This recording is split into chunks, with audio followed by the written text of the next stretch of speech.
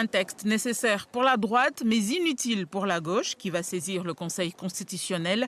Le Sénat a adopté la proposition de loi interdisant un mariage entre un ressortissant français et une personne en situation irrégulière, un projet qui nous concerne ici à Mayotte et qui est soutenu par le gouvernement. Le texte a été approuvé en première lecture par 227 sénateurs contre 110. Le Sénat donne ainsi son feu vert pour interdire le mariage aux étrangers en situation irrégulière avec un ressortissant français. La sénatrice de Guyane y est favorable. Selon elle, il s'agit avant tout de protéger les mères. J'ai été mère et j'ai subi aussi ce type de situation, donc je crois que c'est tout à fait normal. La seule difficulté, c'est si le procureur même s'oppose justement à cette enquête. Mais au moins, le maire aura un support en disant j'ai quand même alerté le procureur. Protéger les mères et clarifier les choses, c'est le credo de l'auteur de cette proposition de loi, le centriste Stéphane Demilly.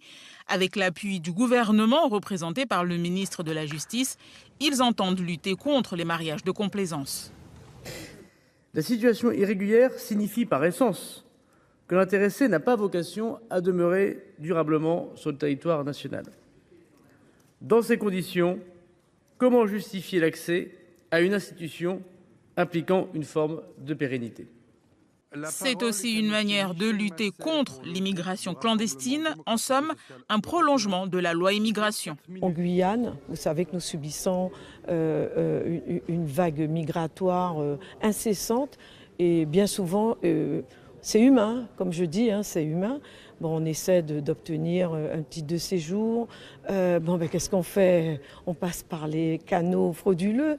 Et donc, je crois que cette loi était nécessaire. Chaque année, plus de 240 000 mariages sont célébrés en France.